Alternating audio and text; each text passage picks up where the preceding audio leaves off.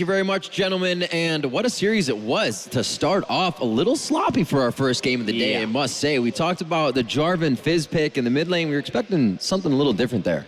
Yeah, I really wanted to see that Jace. I still maintain it was probably the better pick for actually either team, but especially Cloud9.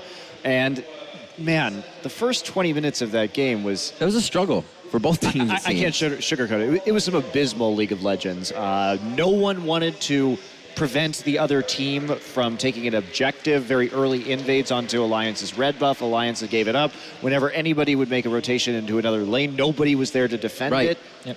Very bizarre, risk-aversive League of Legends. It very much seemed in the early game that Alliance just allowed C9 to do whatever they wanted.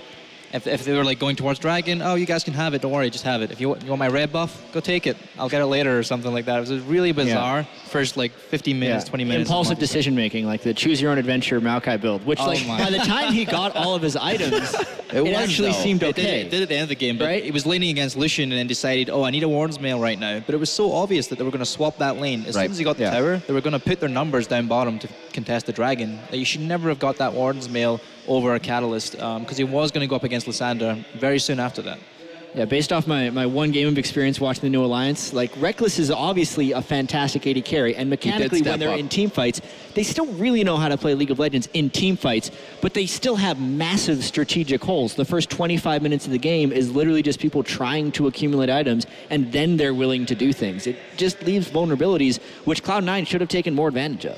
Yeah, and the thing about Cloud9, too, is while they did play the map, I'm not going to say well, but better than Alliance at the beginning, I know Stupe was mentioning, too, a lot of the time that Balls' teleports were late, very late, and some of these team fights could have been decisively won by Cloud9 after they got that initial advantage with the first few kills of the game, if Balls had just pulled the trigger a little bit faster. There was two back-to-back fights where I think Reckless walked away with a quadra kill like twice. Those were fights 2 minutes apart with Alliance being 4K down. How often do you are 4K down and you ace 2 fights 2 minutes apart?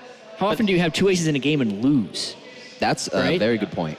It just kind of goes to show how much they gave up in the early game. They didn't necessarily have to. Because when they were grouped up, their team composition worked quite well. They made up for having lower damage with extended team fights. The Maokai-Soraka synergy was very real. Xerath damage was really high if you could stay alive in fights, but just a bunch of strategic holes. All right, we'll see if both teams can patch up some of these holes. Obviously, Cloud9 with the victory is going to be moving on to the second game with a bit of momentum, so we'll see if they can come out big in Game 2 in our first best-of-3 series here. Intel Extreme Masters San Jose. We'll be right back with more League of Legends.